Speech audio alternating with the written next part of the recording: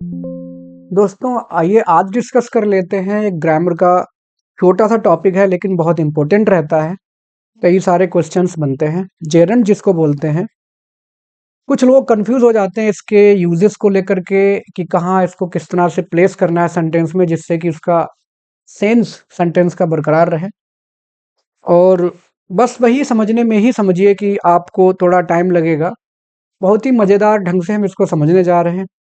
पहले देख लेते हैं, जैसे कि आप इतना तो जानते ही होंगे कि जो वर्ब रहती है हमारी मेन वर्ब, उसमें अगर हम आईएनजी लगा दें और जब आईएनजी फॉर्म, जैसे मान लीजिए राइट है तो राइटिंग हो गया, और जब ये वर्ब प्लस आईएनजी फॉर्म किसी सेंटेंस में एक नाउन की तरह कार्य करे, एक नाउन की तरह कार्य करे, तब समझ जाइए कि वो जो है structure verb V first plus ING, उसको हम कहते हैं कि इट इज अ जेरेंड। इसको हम जेरेंड कहते हैं। जैसे मान लो सिंपल सा है, एक उदाहरण देख लेते हैं यहीं पर कि आई लाइक कॉफी। ठीक है, अब कॉफी यहाँ पे क्या है? It is a noun. ठीक है, सब्जेक्ट वर्ब और ये हमारी नाउन हो गई कि आई लाइक कॉफी, मुझे कॉफी पसंद है। अब यहीं पर नाउन जो कॉफी है, इसी सेंटेंस को हम रीराइट करें, मैं मान लो लिख दूं कि आई लाइक, और कॉफी हटा करके मैं यहाँ पर लिख दूं रनिंग। ठीक है, रन को उसमें आईएनजी जोड़ दें, आई लाइक रनिंग। अब जो रनिंग है यही हमारा जेरेंड है जिसने नाउन को रिप्लेस कर दिया। तो जेरेंड की पहली कंडीशन ये है कि वो एक नाउन को रिप्लेस करने लायक कंडीशन में होना चाहिए, तभी वो सेंस को बरकरार रखेगा और तभी उसको ट्रूली जेरेंड कहा जा सकता है, क्योंकि ये नाउन का काम करता है, वर्ब से बनता है। That's why it is called verbal noun. इसको वर्बल नाउन भी कहा जाता है। ठीक है, आगे बढ़ते हैं। कैसे इसको यूज कैसे करते हैं हम सेंटेंसेस में, क्या क्या इसके फंक्शन है? हम यूज का मतलब यहाँ पे कह सकते हैं कि फंक्शन इसका क्या क्या है, कैसे अपना ये रोल प्ले करता है किसी पर्टिकुलर सेंटेंस में। देखिए, इसको एज सब्जेक्ट इस्तेमाल हम कर सकते हैं। सब्जेक्ट आप जानते ही हैं कि जो भी हमारा सेंटेंस रहता है उसमें सबसे पहले सब्जेक्ट ही होता है, उसके बाद हम वर्ब, हेल्पिंग वर्ब, ऑब्जेक्ट और तमाम ब्ला ब्ला जो भी रहता है सेंटेंस स्ट्रक्चर में हम लेकर के आते हैं उनको।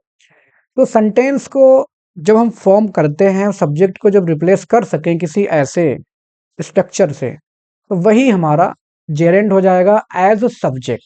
जैसे writing is an essential part of education, यहाँ पर सब फर्स्ट ऑफ ऑल शुरुआत ही सेंटेंस की जेरेंड से हो रही है ना।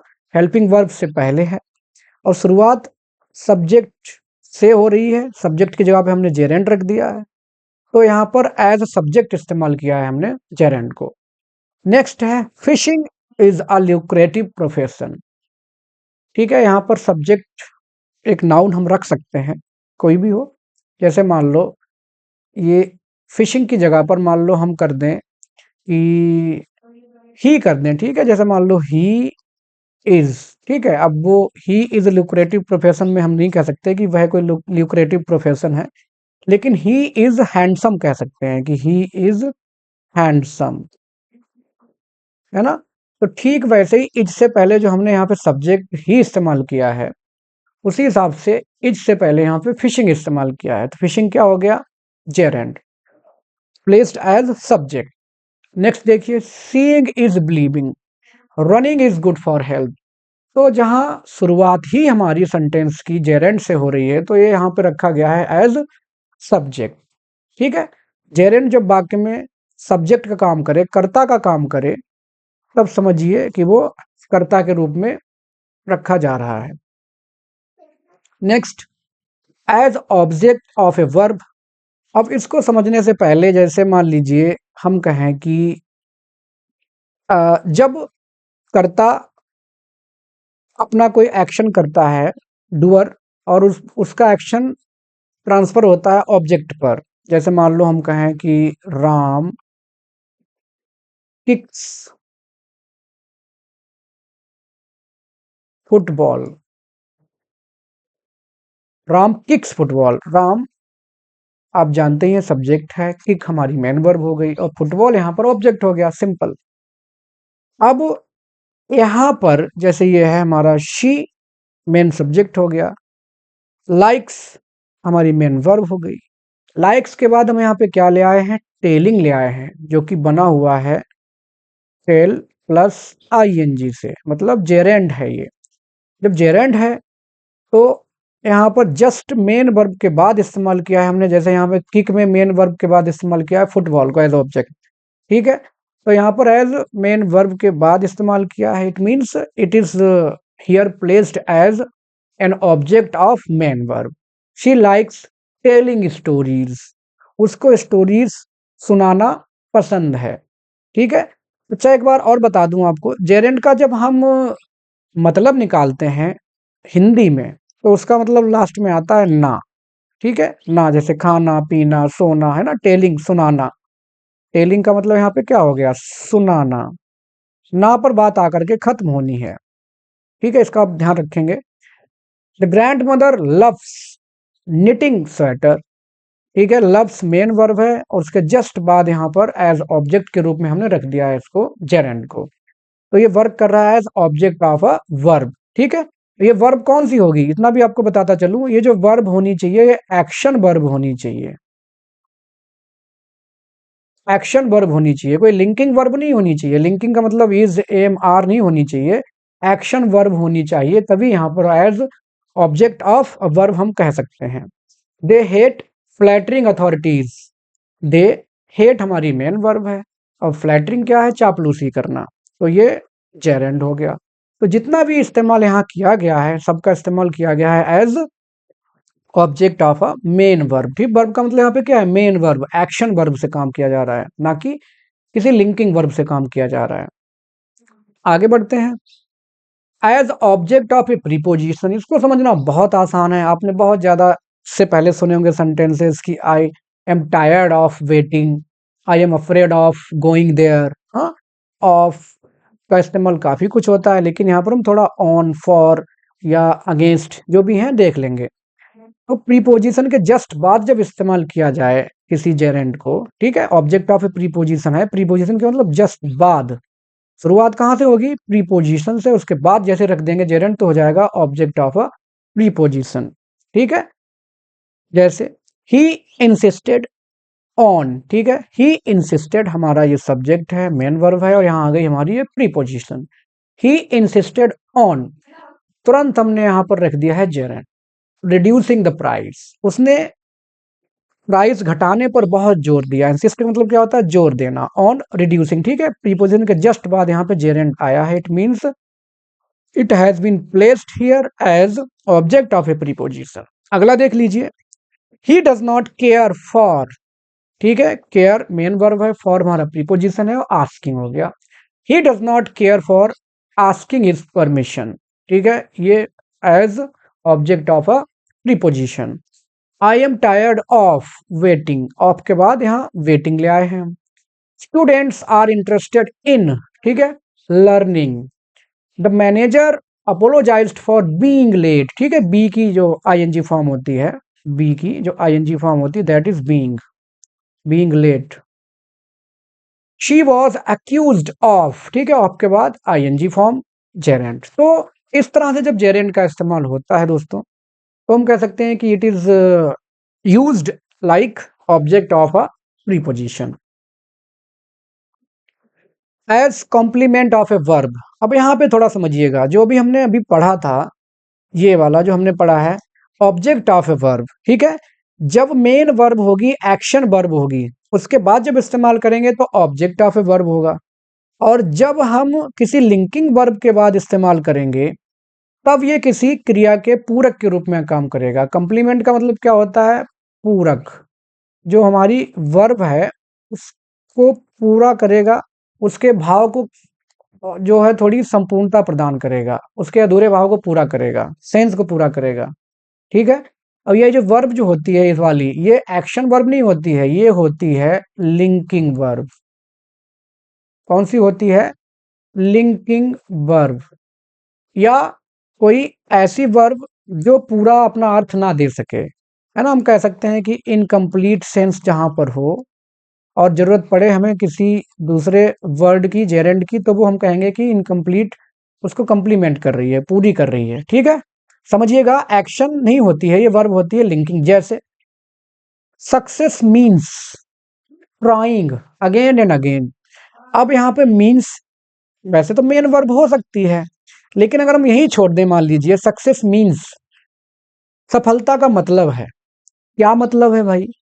ट्राइंग अगेन एंड अगेन, है ना, ट्राइंग अगेन एंड अगेन, तो इसका मतलब हमें इससे पता चल रहा है। ठीक है, ट्राइंग अगेन एंड अगेन, तो यहाँ पे इस्तेमाल की गई है as complement of a verb.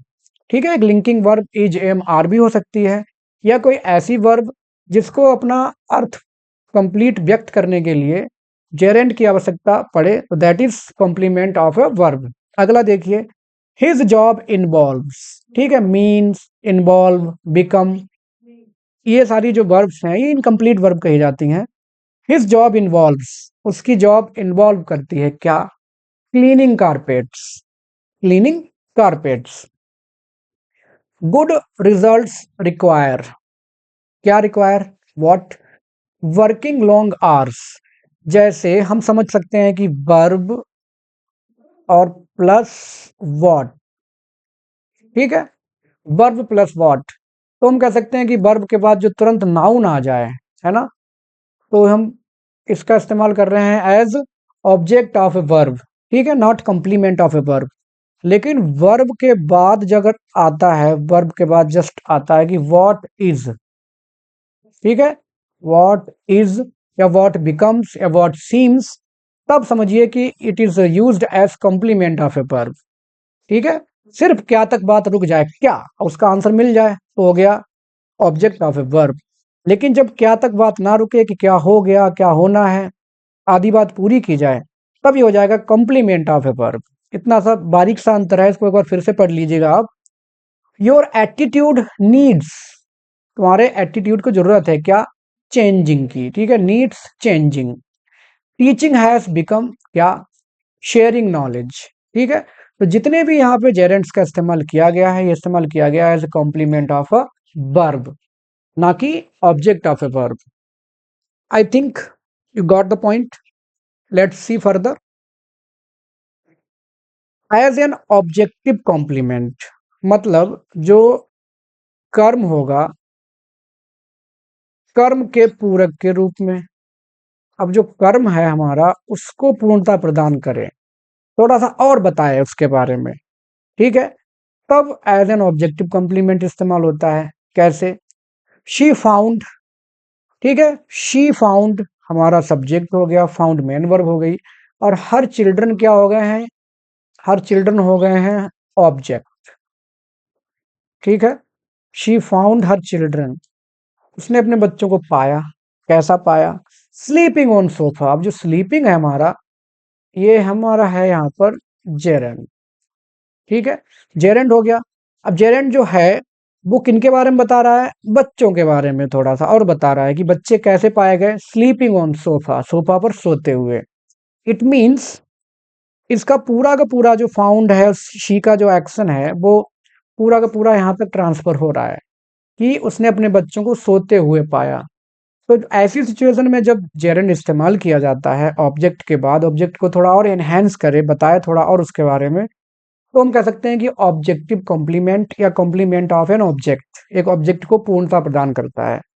ऐसे सिचुएशन में ये इसका रोल चेंज हो जाता है। नेक्स्ट देखिए, आई saw him running on road. I saw him. ठीक है, अब रनिंग उसके बारे में बता रहा है कि मैंने उसको दौड़ते हुए देखा। कहाँ? On road. I saw him running on road. The shopkeeper caught him stealing a pen. Caught him क्या? Stealing a pen.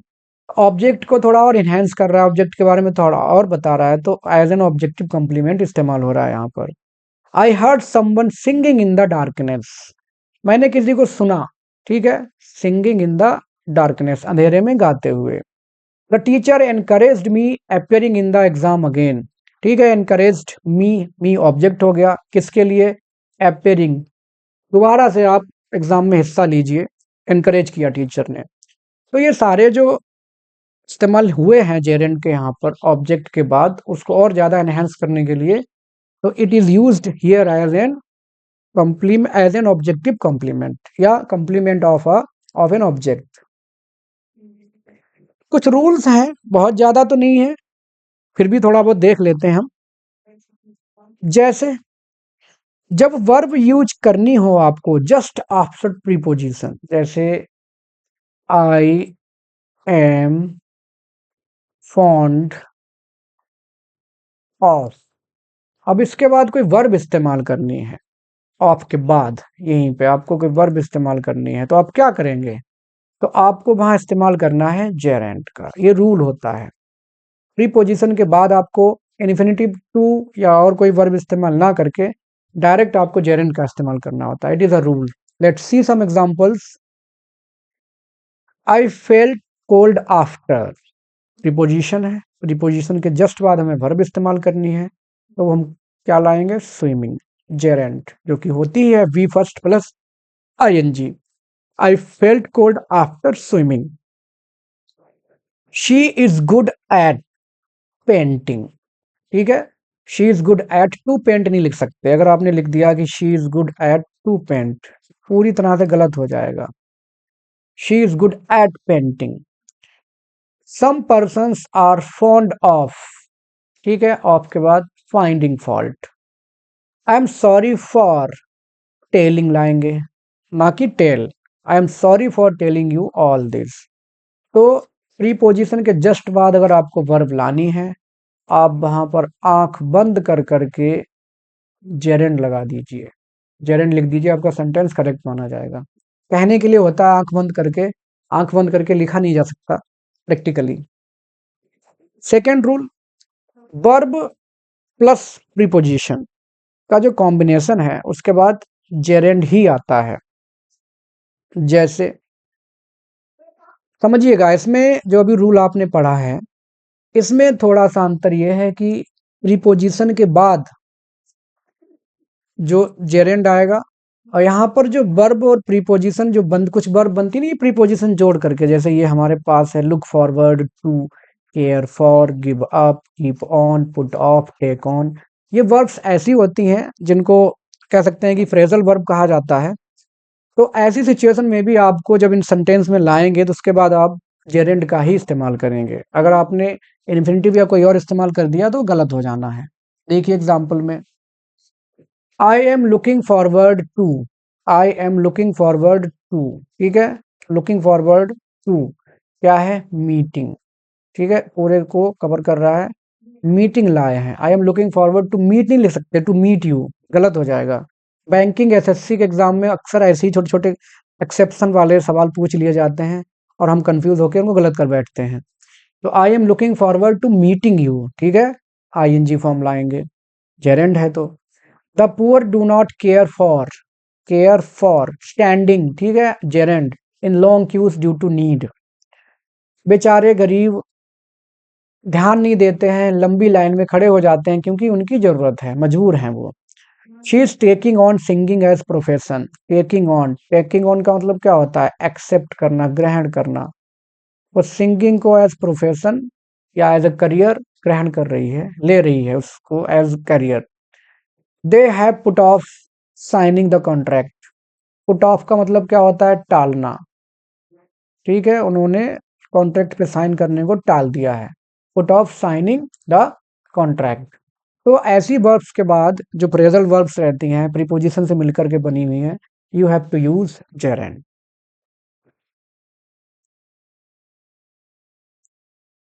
Next rule है दोस्तों, कुछ वर्ब्स होती हैं जो कि मेंशन है, जब भी आपको इन्हें किसी सेंटेंस में रखना है तो इनके साथ जेरेंड ही आना है और कुछ आना ही नहीं है। मतलब इनकी जेरेंड से बहुत ही पक्की दोस्ती है, they can not be separated in any way. तो इन सारी वर्ब्स को आप देख लीजिए, स्क्रीनशॉट लेके रख लीजिए। वैसे आजकल हम जरा सा सर्च मारते हैं, कहीं भी मिल जाती हैं तमाम चीज़ें, बहुत बड़ी बात नहीं है यहाँ पर, लेकिन फिर भी एक बार पढ़ लीजिएगा, कहीं से भी पढ़िए, सोर्स कोई भी हो सकता है आपका पढ़ने का, बट पढ़ना है।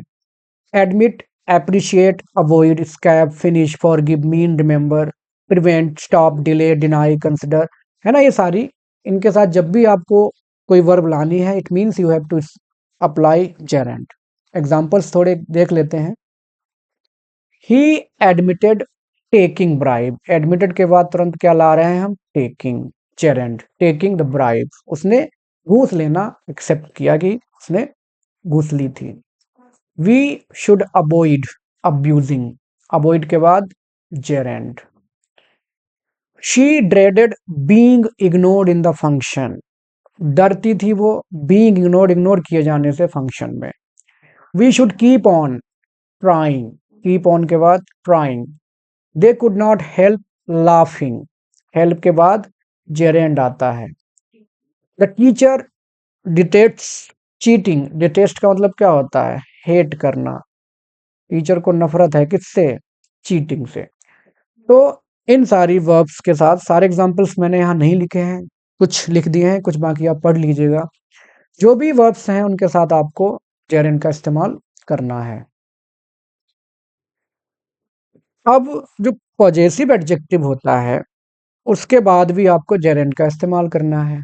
पॉजेसिव एडजेक्टिव क्या होता है, जैसे माई, योर्स, हिज, ठीक है। जैसे देखिए एग्जांपल में, please forgive my calling, please forgive my calling you so early, आपको इतनी जल्दी कॉल करने के लिए मुझे माफ कर दीजिएगा, मेरा आपको इस तरह जल्दी कॉल करना क्षमा कर दीजिएगा। ठीक है, इसको आप इस्तेमाल भी कर सकते हैं एज कन्वर्सेशन के लिए, को आप कॉल करें, आप बोलेंगे please forgive my calling you so early.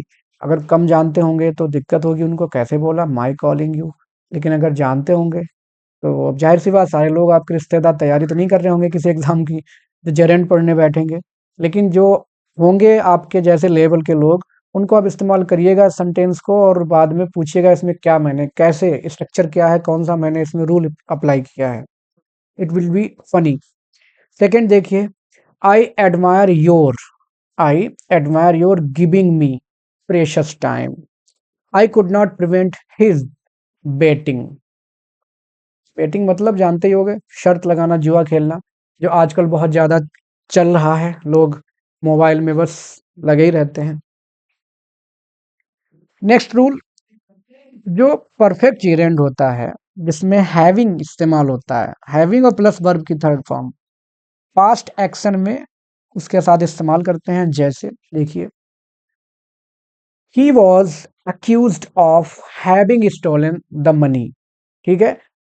अब अक्यूज्ड ऑफ के बाद हम स्टीलिंग भी कर सकते हैं,